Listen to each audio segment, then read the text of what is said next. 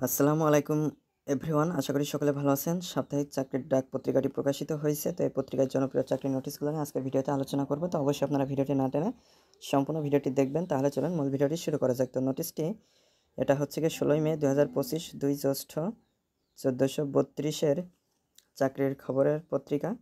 তো এখানে প্রথম যেটা রয়েছে কাস্টমস এক্সাইজ ও ভ্যাট কমিশনারেট রংপুর, এখানে মোট 76 জন নিয়োগ দেওয়া হবে। তো এখানে পদের নামগুলো উল্লেখ করা রয়েছে। তো আপনারা এবং শিক্ষাগত যোগ্যতাও এখানে দেওয়া রয়েছে, আপনারা যে পদে আবেদন করতে চাচ্ছেন।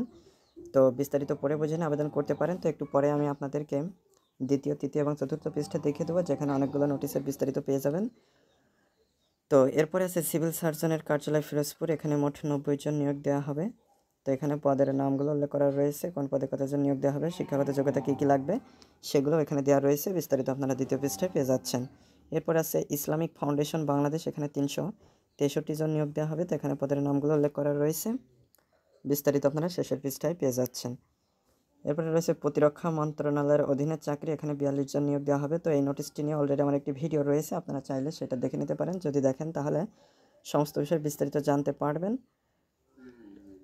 এরপরে আছে স্বাস্থ্য পরিবার কল্যাণ মন্ত্রণালয়, এখানে 36 জন নিয়োগ দেওয়া হবে। তো এখানে পদের সংখ্যা, পদের নাম উল্লেখ করা রয়েছে, বিস্তারিত আপনারা তৃতীয় পৃষ্ঠায় পেয়ে যাবেন। এরপরে আছে Dhaka mass transit company limited, এখানে 120 জন নিয়োগ দেওয়া হবে। তো বিস্তারিত শেষের পৃষ্ঠায় পেয়ে যাচ্ছেন। এরপরে আছে বাংলাদেশ ফার্মেসি কাউন্সিল, এখানে 21 জন নিয়োগ দেওয়া হবে। এরপরে আছে TMSS এর চাকরি, এখানে 2900 নিয়োগ দেওয়া হবে। এরপরে আছে রাজশাহী বিশ্ববিদ্যালয়, এখানে 63 জন। ট্রেডিং কর্পোরেশন অফ বাংলাদেশ, এখানে 22 জন। নিউক্লিয়ার পাওয়ার প্ল্যান্ট কোম্পানি, এখানে 4 জন। চট্টগ্রাম প্রকৌশল ও প্রযুক্তি বিশ্ববিদ্যালয়, এখানে 19 জন। জেলা প্রশাসকের কার্যালয় হবিগঞ্জ, এখানে 53 জন নিয়োগ দেওয়া হবে। তো আপনারা বিস্তারিত দ্বিতীয় এবং তৃতীয় পৃষ্ঠায় কিন্তু পেয়ে যাচ্ছেন। তো এখন আমি আপনাদেরকে দ্বিতীয় পৃষ্ঠাটা দেখিয়ে দেবো, যেহেতু এখানে অনেকগুলো নোটিশের বিস্তারিত রয়েছে। তো আপনারা যেটার বিস্তারিত দেখতেছেন ভিডিওটি পজ করে রেখে সেখানে পড়ে নিতে পারেন। এরপর আমি আপনাদেরকে তৃতীয় পৃষ্ঠাটা দেখিয়ে দিচ্ছি, এখানেও কিছু নোটিশের বিস্তারিত রয়েছে। এখন আমি লাস্টে পৃষ্ঠায় চলে আসছি। এখানে আছে বাংলাদেশ মৎস্য উন্নয়ন কর্পোরেশন, এখানে 38 জন নিয়োগ দেওয়া হবে। এরপরে আছে চট্টগ্রাম বিশ্ববিদ্যালয়, এখানে 14 জন। বাংলাদেশ বিমান বাহিনীতে নিয়োগ দেওয়া হবে। এরপরে আছে সেন্টার ফর মেডিকেল এডুকেশন, এখানে 9 জন। বাংলাদেশ টেলিযোগাযোগ নিয়ন্ত্রণ কমিশন, এখানে 39 জন।